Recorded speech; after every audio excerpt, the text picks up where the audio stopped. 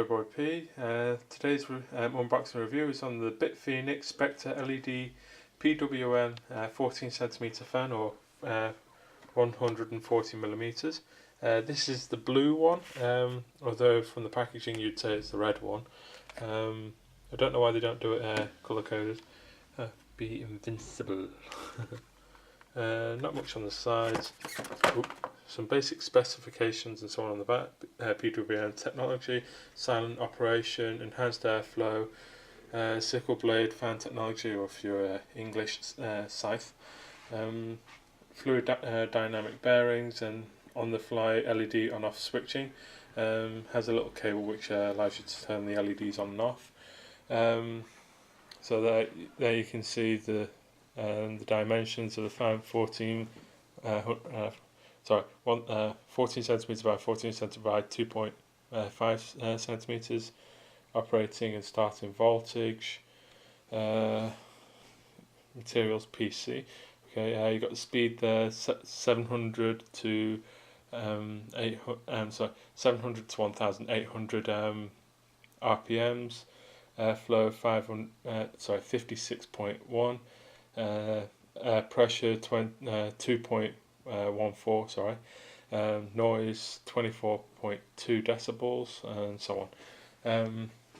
So if we just quickly check the specs of the watercool Shark red LED fans, which I've currently got in my system, we can compare them here. So the airflow is lower on here.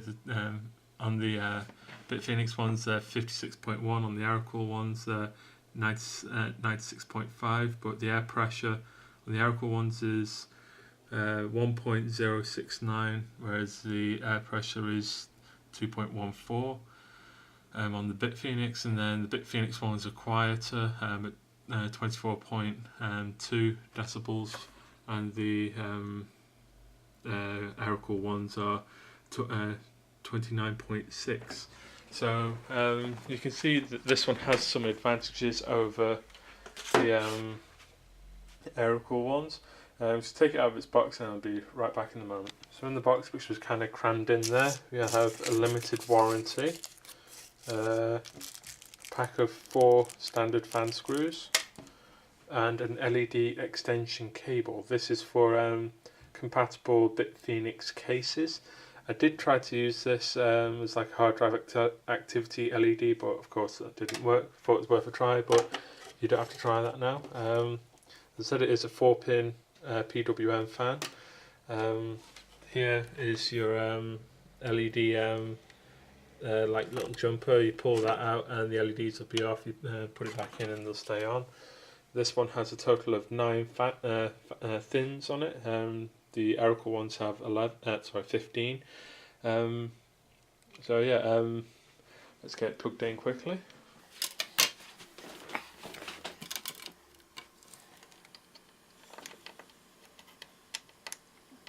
So I'm used to doing it with my other hand. Oh, getting that done. There we go. So it's a nice deep blue. I do like the look of it, though it does look slightly purplish on this camera. I have mentioned that this camera does have issues with some blue colours, so yeah, and this is currently working at about 30% performance, I think it is. So quickly, air pressure versus air flow. Through personal experience, I found static pressure is better if you've got watch that slowly spin. Static pressure is actually better if you have either radiators or filters in front or behind your fans, whereas airflow is better such as an exhaust on my watercool red LED ones there. So I'm using this. I'm going to be upgrading to water cooling, and I need something with higher static pressure. So, whoops! Ow! Whoopsie. One thing I do like, from the naked eye you can barely see the LEDs there on the rear side. You can see them a bit, but you see them so much clearer on this side. Let's try and stop it from turning or falling over. Sorry. idle for a moment. So if we just bring up my fan control software, which is a gigabyte one, see there we've got it run at 50%. Let's bring it up. Sorry, we're on the wrong one. Oh, click on it. There we go. So we're running at 40% there. So whoops, let's bring it right up. So don't know if you can see that, but it's blowing the dust like crazy on that side. You can. They are a lot quieter than the air-cooled ones.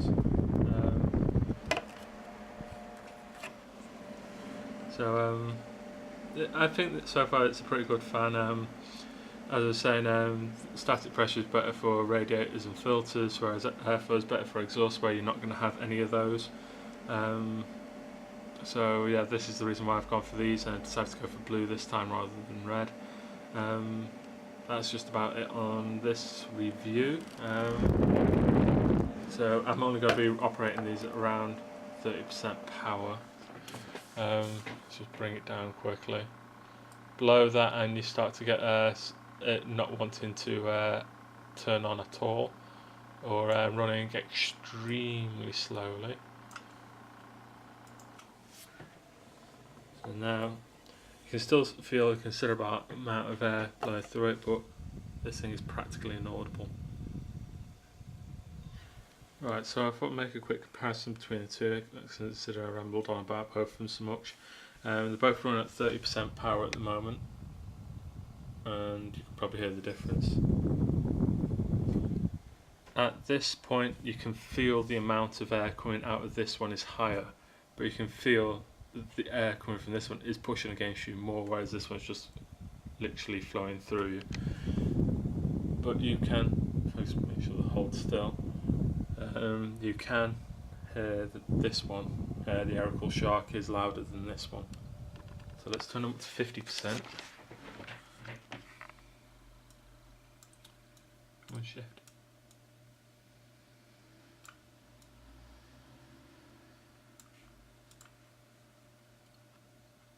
That was my BitFenix fan.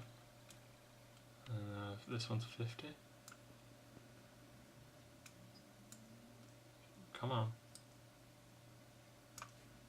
Don't you love it when software doesn't want to play?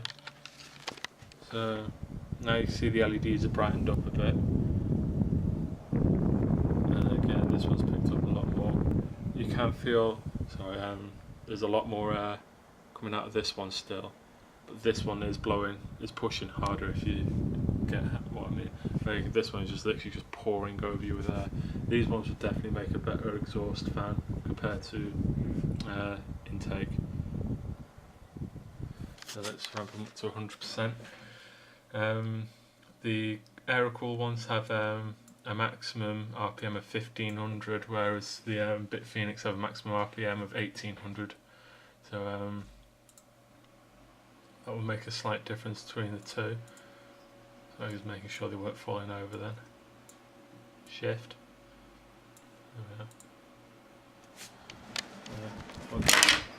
And I was hoping that wasn't going to happen.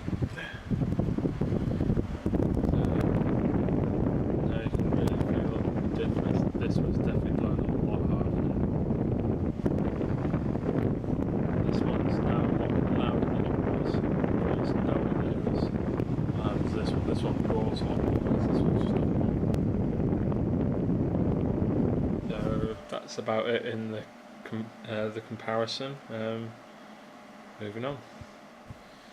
Another little side note, the air-cooled ones come with these anti-vibration screws, as they call them, and if you look through the side here, you can see that it's just two little plastic bits which allows you to push it through, so to speak. If you look on the BitFenix ones, there's a tube in between, so you will not be able to use anti-vibration screws such as these ones from there. To mount this one, you'd have to stick with standard case screws. Thought it's worth mentioning. I think that just wraps up for this unboxing and review and sound test of these fans. If you like this review, like it. If you dislike it, dislike it. Please subscribe for more unboxing reviews in the future and other such videos. Sorry I'm late on the Titan X review. Waiting for Sony Vegas to arrive. I bought that yesterday. So yeah, this is JoyboyP signing out.